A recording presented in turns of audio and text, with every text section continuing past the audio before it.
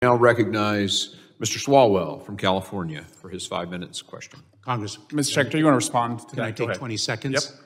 To say that we are doing nothing is an absolute falsehood. We are taking it to the cartels.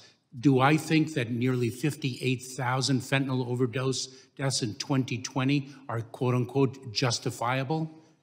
This department has worked to stop the trafficking of narcotics since its very inception.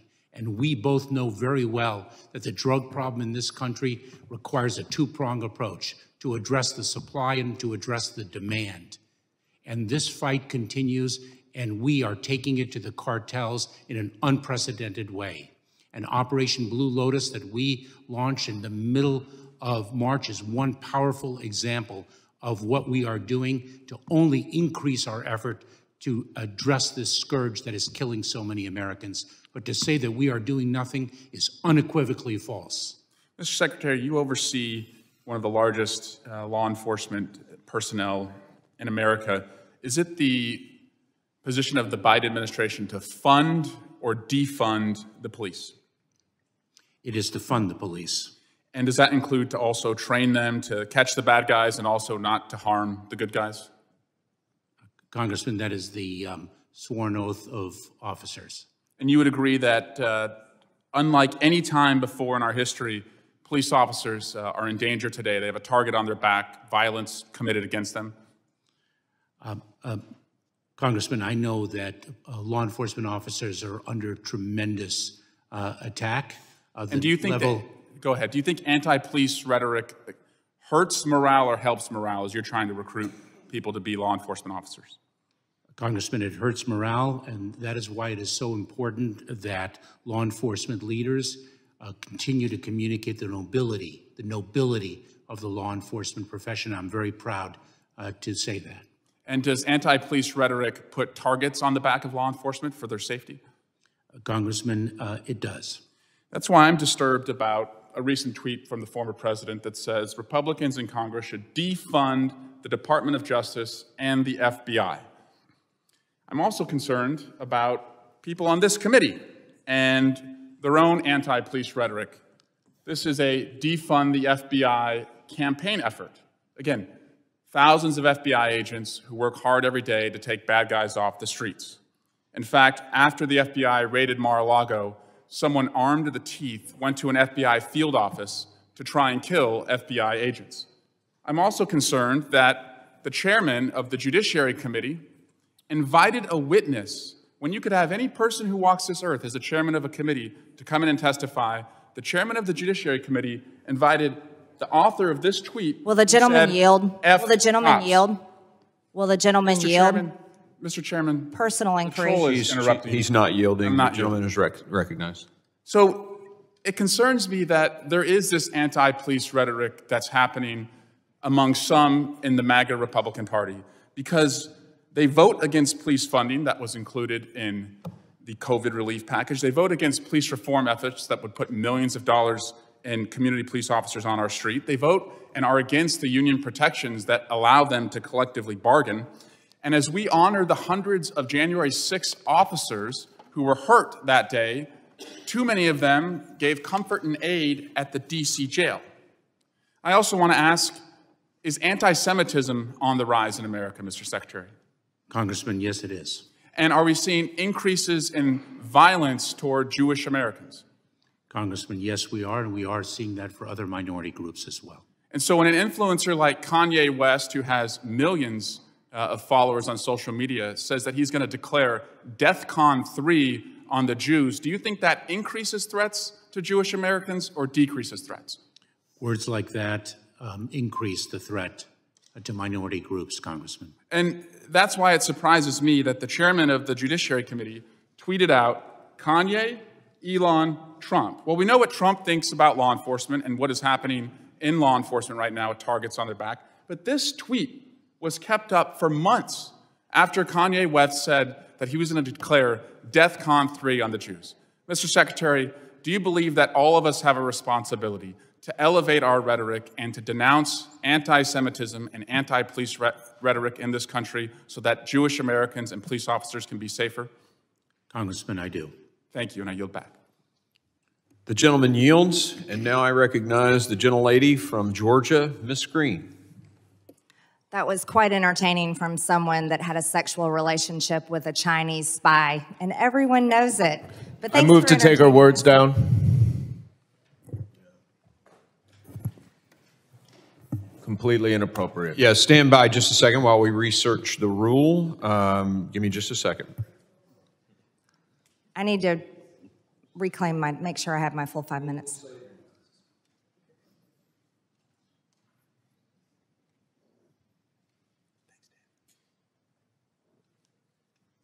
Thank you, Mr. Chairman.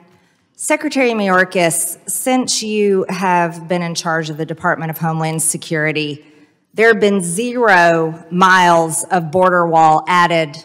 There have been over 5.5 million illegal alien encounters at our border, 1.3 million known gotaways, and approximately 870% increase in apprehensions in just one sector of the northern border. American mothers and infants suffered a severe baby formula shortage, all while this administration was happily stocking the shelves for illegal aliens at one of the largest processing centers in the country. American mothers were forced to delay inductions at the Yuma Regional Medical Center because of your policies. They have flooded their maternity unit with illegal aliens. Tens of thousands of migrant children have been forced into slave labor in our country because of your policies. At least 853 dead migrants and counting, the most ever in a 12-month period, died trying to cross the southern border in 2022. And now there are over 300 Americans a day dying every single day, without fail, every single day because of fentanyl, deadly fentanyl, which is the #1 cause of death in young people between ages 18 and 45. Now we have rainbow fentanyl, which even NBC News was acknowledging that the cartels were bringing across our border, and it comes from China.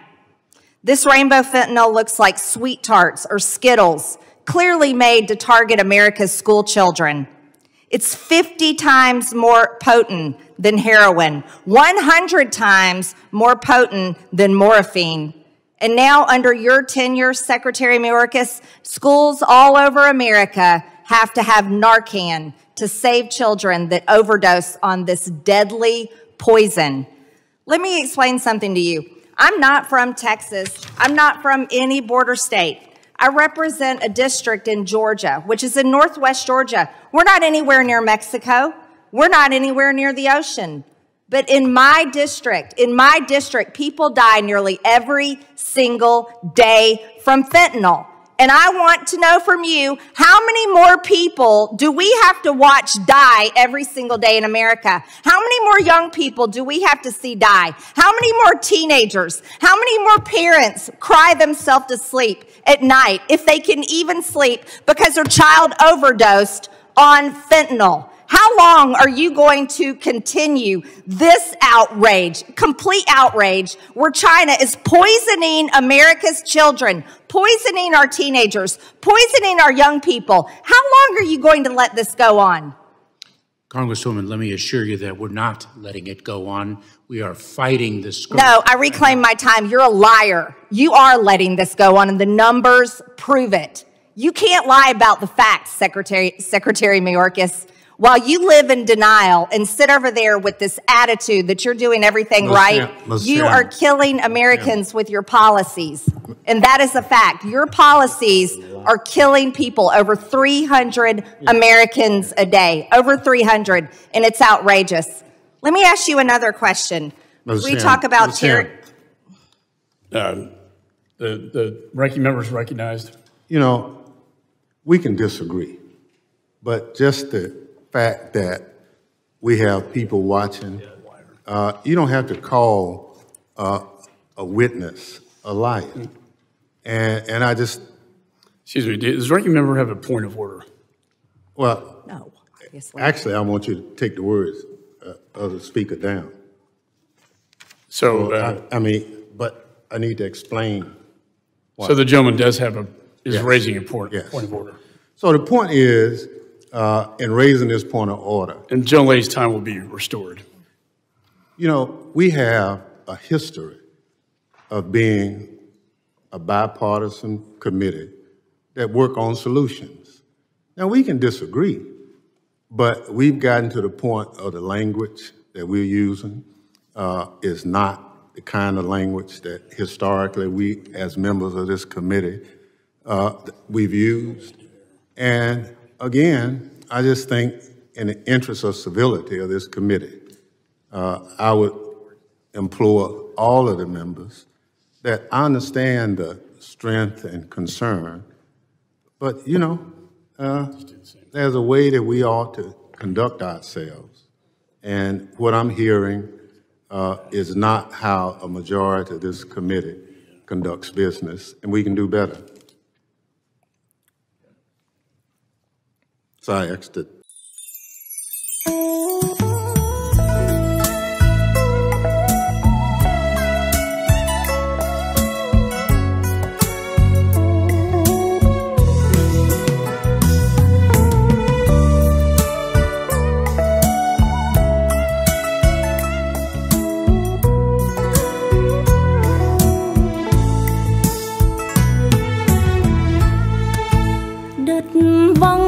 Cây đất ngừng ngừng hơi thở, cây thiếu đất, cây sông sông với ai, chuyện trăm năm ân tình cây và đất, cây bám rễ sâu, đất ôm chặt tận đáy lòng.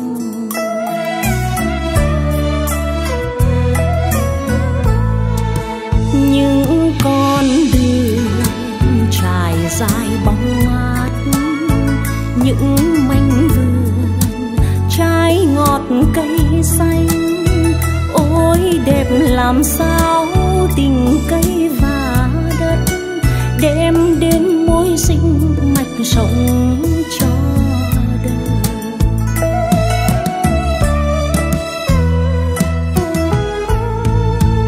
Trời sẽ duyên nên khiến em gặp anh, cho lứa đôi kết thành mộng ước của ngày xanh.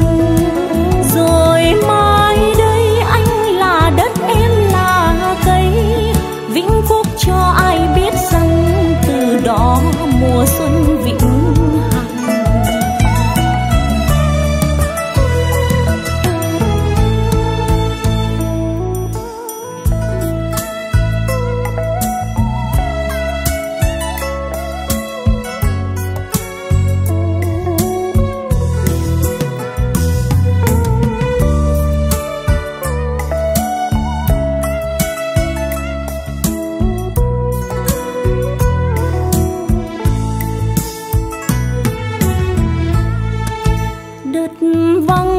Cây đất ngừng ngừng hơi thở, cây thiếu đất, cây sông sông với ai, chuyện trăm năm ân tình cây và đất, cây bám rễ sâu, đất ôm chặt tận đáy lòng.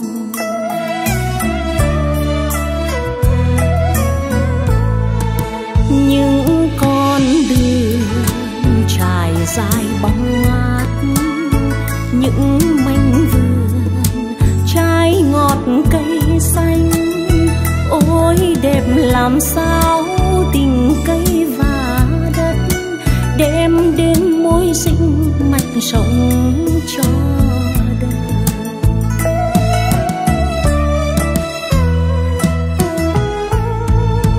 Trời sẽ duyên nên khiến em gặp anh, cho lứa đôi kết thành mộng ước của ngày xanh.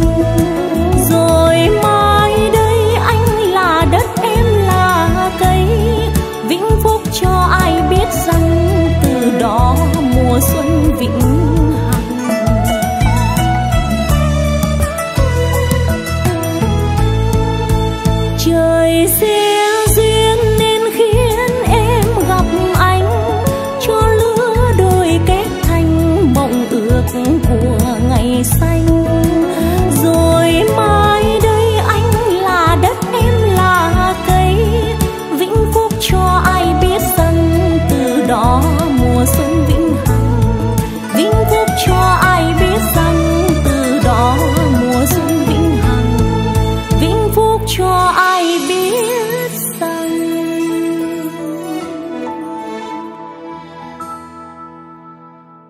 từ đó mùa xuân vĩnh hằng.